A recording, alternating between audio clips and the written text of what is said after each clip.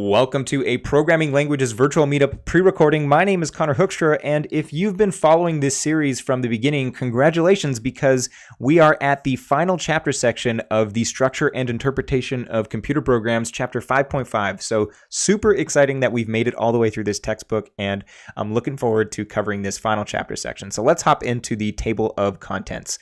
This chapter section is entitled Compilation, with 7 subsections entitled Structure of the Compiler, Compiling Expressions, Compiling Combinations, Combining Instruction Sequences, An Example of Compiled Code, Lexical Addressing, and Interfacing Compiled Code to the Evaluator.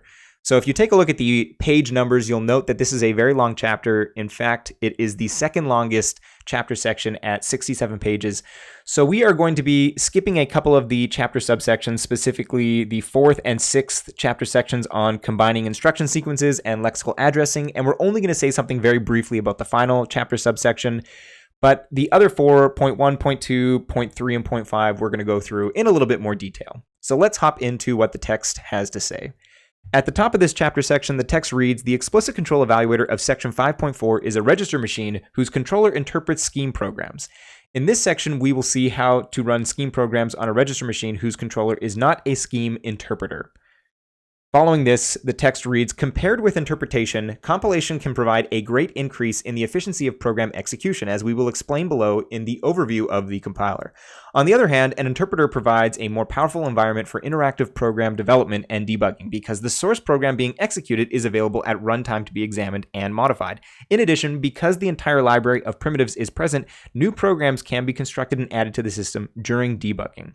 So here the text is contrasting interpreted versus compiled code. So if you're not familiar, I think we've covered this once in one of the previous videos. There are interpreted languages and compiled languages. So on the top we have Ruby, Python, and APL, and on the bottom we have C++, Haskell, and Swift. These are only 6 languages of the many that exist out in the world. And so compiled languages are typically more efficient because they're able to generate more efficient code, whereas interpreted code, you have to walk the full AST that is, present in the code that you have typed. So there are certain languages that are actually interpreted that are quite efficient due to their implementation, but in general, compiled languages are more efficient compared to interpreted. I think the sort of the rule of thumb is that C++ is roughly 10 times faster than the equivalent Python code. Back to the text, it reads, "This description suggests a strategy for implementing a rudimentary compiler. We traverse the expression in the same way the interpreter does. When we encounter a register instruction that the interpreter would perform in evaluating the expression, we do not execute the instruction, but instead accumulate it into a sequence. The resulting sequence of instructions will be the object code.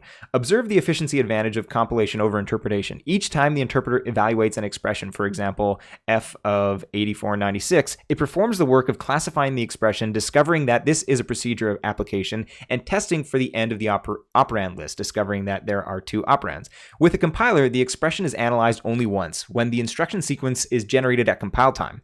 The object code produced by the compiler contains only the instructions that evaluate the operator and the 2 operands. Assemble the argument list and apply the procedure in proc to the arguments in argl, which are 2 of the registers."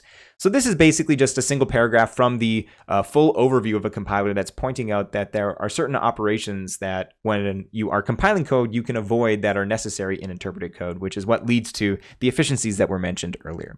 So with this, I believe we're hopping into the first chapter subsection entitled Structure of the Compiler. So right off the top of this chapter section, they introduce you the compile procedure, which looks very similar to the eval procedure that we saw in chapter 4.1 and other analog procedures that we've seen in other chapter sections. So at this point, you've probably seen, I think, 3 or 4 different variations of this procedure.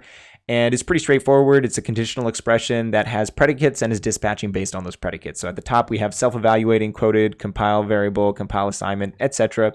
And like I said, you've probably seen 3 or 4 different variants of this. And the only difference here is that this one is going to be generating compiled code. So as previously the text stated, while we interpret it, we're walking through and calculating things. Here, we're just basically generating an instruction list in our sort of Lisp assembly that we covered earlier in this chapter 5. Moving on, the text goes on to read in the targets and linkages sections, compile, which is a procedure, and the code generators that it calls take 2 arguments in addition to the expression to compile. There is a target, which specifies the register in which the compiled code is to return the value of the expression, And then there is also a linkage descriptor, which describes how the code resulting from the compilation of the expression should proceed when it has finished its execution. The linkage descriptor can require that the code do one of the following three things. Number one, continue at the next instruction in sequence. This is specified by the linkage descriptor next. Number two, return from the procedure being compiled. This is specified by the linkage descriptor return. Or number three, jump to a named entry point. This is specified by using the designated label as the linkage descriptor. So we've got, three different options: next, return, and a label. And we can use these to basically specify what the compiled code is going to do after it is done executing. The text goes then on to read a few pages later. An instruction sequence will contain three pieces of information. Number one, the set of registers that must be initialized before the instructions in the sequence are executed. These registers are said to be needed by the sequence. Number two, the set of registers whose values are modified by the instructions in the sequence. And finally, number three, the actual instructions, also called statements in the sequence. So this is just specifying when you have an instruction sequence, what's required. So this covers what we're going to cover from the first chapter subsection, which brings us to chapter 5.5.2, where we're going to take a look at what the code dispatch to looks like. So compiling expressions, here we go. Compiling linkage code. In general, the output of each code generator will end with instructions generated by the procedure compile linkage that implement the required linkage. If the linkage is return, then we must generate the instruction go to the continue register. This needs the continue register and does not modify any registers. If the linkage is next, then we needn't include any additional instructions. Otherwise, the linkage is a label, and we generate a go to that label, an instruction that does not need or modify any registers. And so we've got this footnote 36, and so I thought it was worth highlighting because this is something that I want to look into that exists in the Racket programming language. So footnote 36, this procedure uses a feature of Lisp called backquote or quasi-quote that is handy for constructing lists. Preceding a list with a backquote symbol is much like quoting it, except that anything in the list that is flagged with a comma is evaluated. For example, if the value of linkage is the symbol branch 25, then the expression backquote paren go to paren label comma linkage and then 3 end parens evaluates to the list go to label branch 25. Similarly, if the value of x in the list ABC, if the value of x in the list ABC, then we have backquote 12 comma car x evaluates to 12a. So this is really, really neat. I don't fully understand the implications of this kind of language feature, but it basically enables you to combine literals and evaluations like in the same expression, which is very, very cool. And I'm sure in future textbooks that we cover in the Programming Languages Virtual Meetup, we'll touch more on this. So this is the compile linkage procedure, which is basically how we are setting up the three different cases that we talked about earlier. So note, here we have the labels return, next, and then this is when we deal with the label in the otherwise case. So basically we're checking which of the three conditions, is it return, is it next, or is it a label, and then setting up the instruction sequences that we need to deal with these cases. The text then goes on to read, the linkage code is appended to an instruction sequence by preserving the continue register, since a return linkage will require the continue register. If the given instruction sequence modifies continue and the linkage code needs it, continue will be saved and restored. So that is the preceding text of the definition of this procedure end with linkage, which basically just makes a call to preserving, which catenates instruction sequences and then does the restoring and saving of relevant registers. So here we're just preserving continue and then concatenating instruction sequence and then the generated code from invoking compile linkage with linkage. And this is the three procedures that correspond to sort of the dispatching of our original compile procedure, which had that big conditional expression with the predicates and dispatching. So we're dealing with self-evaluating quoted and variables here, expressions here, and you can see that now each of these starts with end with linkage because we need to basically link depending on whatever linkage we've specified, whether that's return, next, or a label. And then we're calling our make instruction sequence based on what we're doing here. So for self-evaluating, we're basically just evaluating what's in our expression register, and we're making use of this backquote. Well, each of them is making use of the backquote or quasi-quotes. And for the quotation and variables, we're just basically doing what's necessary. So we're getting the text of the quotation, and then for the variables, we're doing a variable lookup. So pretty straightforward. And like I said, this will look very familiar, dating all the way back to when we covered chapter 4.1. And since then, because we've seen variants of these procedures, I think 3 or 4 times now. And last but not least for this chapter subsection, we have a small snippet from if expressions. So compiling conditional expressions, the text reads, the code for an if expression compiled with a given target and linkage has the form of the following. And note, they're not actually using full-blown sort of Lisp assembly instructions here. They've started to abbreviate in these sort of brackets what's going on here. So it reads, we're compiling the predicate, target val, and then linkage next, and then this is going to look like a test that's checking whether something's false, and then branching. So we've got a true branch and a false branch, and then what to do afterwards. So we'll take a look at this when we get to one of the exercises, but I highlighted this mostly because we're going to zoom in on an if expression in our generated Lisp assembly instruction code. But I also wanted to highlight that the textbook at a certain point starts introducing these sort of abbreviations and comments to make it easier to read, because there's like roughly, I think, 400 lines of code in this chapter, which is partly why it's so long at 67 pages. This brings us to our third subsection, compiling combinations. We're just going to briefly go through this one and look at the compilation of a combination or a procedure. So section 5.5.3, compiling combinations. The essence of the compilation process is the compilation of procedure applications. The code for a combination compiled with a given target and linkage has the form of the following. So first we do compilation of operator, target proc, and linkage next. Then we evaluate operands and construct argument list in argl. And then there is compilation of procedure call with given target and linkage. So this looks like the following. So we have the compile application, and it takes our expression register, target, and linkage. And then we have a let expression that's basically getting your procedure code. So it's calling compile on the operator of our expression. So yeah, this is not the expression register. This is the expression being passed in. So don't confuse those as I just did. And then the next expression in our let expression is evaluating our operand codes, which is just basically a map over all of our operands. So one by one, we're calling compile operand in our map procedure. So once we have this, we have the evaluated proc code and operand codes, and then we're just making two calls to preserving. So the outer one is the actual sort of application where we have a procedure code as our first thing that we're concatenating using preserving. And then the second is another call to preserving, which is basically concatenating all the arguments. So we have individually the evaluated operands, but we need to construct an arg list. So the result of this is the constructed arg list. So when we call preserving on a proc code and the arg list that's generated from the second preserving, we are then basically in the state that we have the code necessary to perform our application. So that's all I wanted to mention from the third subsection, which brings us to the final subsection that we're going to sort of talk about in detail, which is 5.5.5, an example of compiled code. And this is the subsection that we're going to cover two of the exercises from. So the chapter subsection starts out by basically giving you this example code. So we now at this point have done everything to build up our compile procedure, and we want to basically generate all the instructions for this factorial procedure here. And then we want to store it in next, and the text states that, or store it in val, and then the text states that in the context of what we're doing here, the linkage is arbitrary. So they put next, but it doesn't really matter. It could have been anything. And we need this in order to answer our first exercise, which is stated here. So exercise 5.33, consider the following definition of a factorial procedure, which is slightly different from the one given above.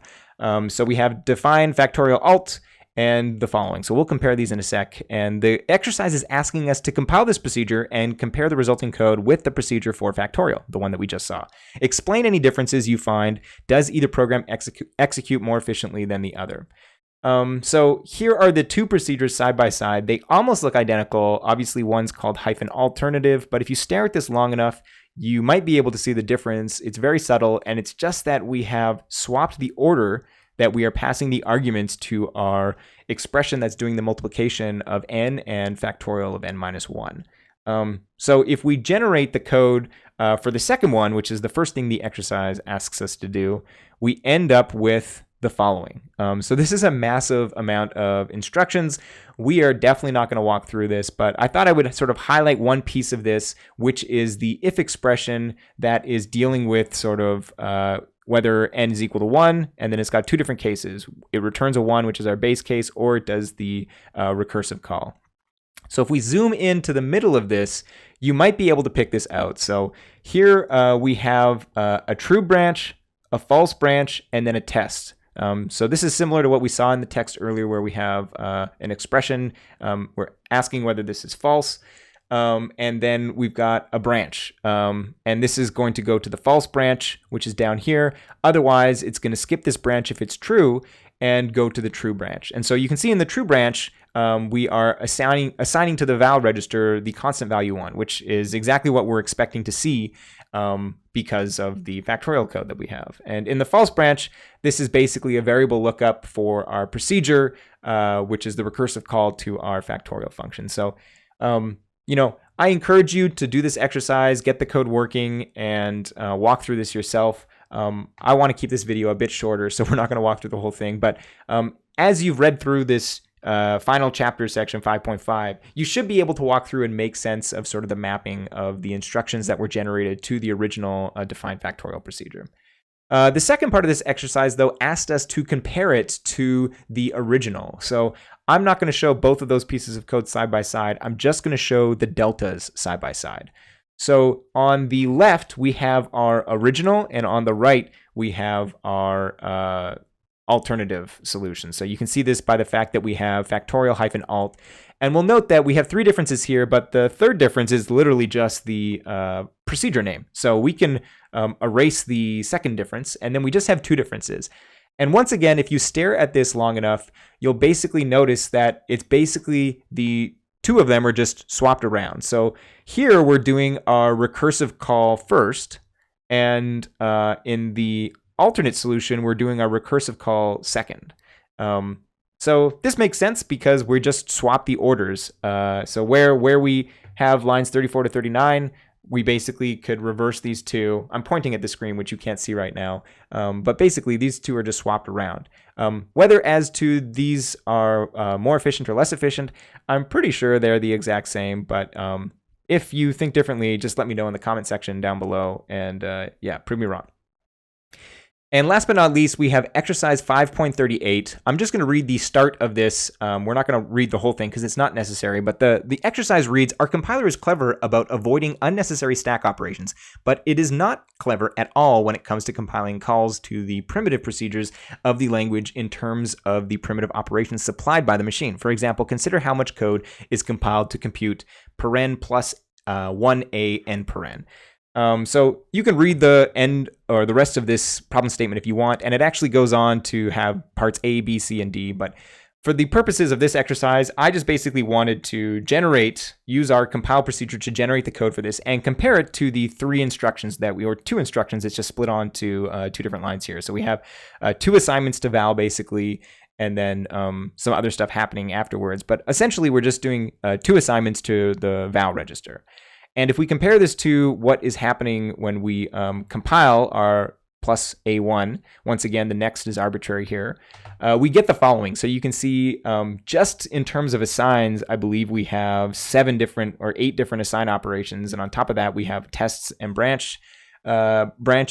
So basically, the textbook is setting up that the current compile procedure that we have is missing out on a ton of optimizations. And in the final chapter subsection, a lot of the exercises are basically implementing these optimizations. So we're not going to cover this in this video, but I highly encourage you to work through some of those exercises, as I think those are really the meat of this chapter. So that is it for the first, second, third, and fifth subsections. As I mentioned, we're skipping the 4th and 6th.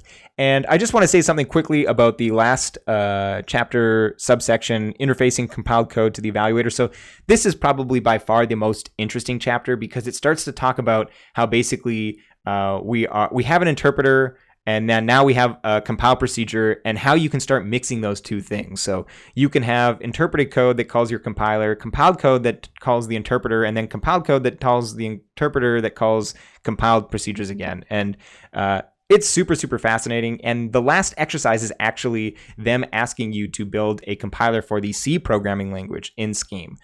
So I'm definitely not going to cover that in this video, but at some point in the future, I probably will revisit chapter 5.5 and also chapter 4.1, because I think these 2 chapters are probably, if you can work through every single exercise in those 2 chapter sections, you've basically mastered this textbook, in my opinion. With all of that said, we are going to quickly look at some highlights from the lecture 10A from the SICP MIT lecture series. And basically what I wanted to highlight here is that they had these really neat diagrams that aren't covered in the book at all. In fact, this video and lecture is fantastic, as all of the lecture videos are for Chapter 5, or the ones that map to Chapter 5. I will note, though, for this lecture, they basically didn't cover anything that's covered in the textbook. They go over this stuff at a very high level, which is why I think it's extremely useful as sort of like a supplement to Chapter 5.5. So they start off with this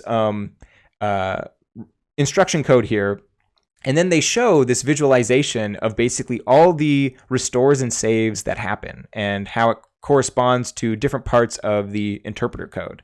And then they zoom in, and then they show that basically for certain combinations, we basically all of these stores, restores, and saves are unnecessary. And note here that the fun procedure or the fun register maps to our proc register. So and cont is short for continue, obviously. So env, unev, and argl all have the same names, but they renamed proc to fun and continue to cont. But basically, they're showing that all of these saves and restores are unnecessary. And they show a more complicated example where at least some of them are, and then they go on to show which of the ones are actually necessary. So they're basically highlighting the value of why compilation is so incredible, because you can identify all these unnecessary saves and restores to our stack. And they also comment that basically like env or unenv, some of the registers are purely for the sake of simulating what's happening. So I believe it's unev and the expression register in an actual register machine. You're never going to have those. But the point being is that incredibly good lecture. I highly recommend that you go and watch this as a supplement if you read through Chapter 5.5, because they explain a lot of things from a different angle that makes it much easier to consume. And with that said, that brings us to the end of our coverage of the structure and interpretation of computer programs. So what I will do at the end of each of these series for each of the books that we're covering is give the book a short review. So I don't really need to tell you, how the book was if you've watched through all the videos, but I think Structure and Interpretation of Computer Programs, 5 out of 5 stars. Absolutely fantastic. The first 3 chapters are an introduction to functional programming, object-oriented programming, and you get to see sort of logic programming later in Chapter 4. And then Chapters 4 and 5, you really get into the details of implementing evaluators in different flavors. There are a couple things that I would have preferred. I would have preferred less emphasis on mathematics because I think that's going to scare certain readers away. And potentially I would have structured some of the chapters slightly differently so that it's easier to get all of this code up and running. But other than that, this book is absolutely fantastic. I understand why some people think it's the greatest CS textbook ever written. I would highly recommend this to basically every single person in software development or that's interested in getting into the industry. With that said, thank you for watching. I hope you learned something throughout these videos, and I hope you enjoyed. We will be starting a new book probably in 2 weeks. If you have any thoughts on which books we should cover, feel free to leave a comment in the description down below. If you've actually made it to the end of this series and the end of this video, note that we're probably making the final decision in the next couple days, so you'd have to have watched this video either when it gets uploaded on the Sunday or the Monday or Tuesday. Right now, the front runner is Category Theory for Programmers, which is a book written by Bartosz Maluski. I'll leave a link for that in the description down below. But if you want, check out the GitHub repo in the description for a list of all the books that we're currently thinking about. But if you have one that's not on that list, feel free to suggest it as well. All right, once again, thanks for watching. I hope you enjoyed, and we will see you in the next video for the next book.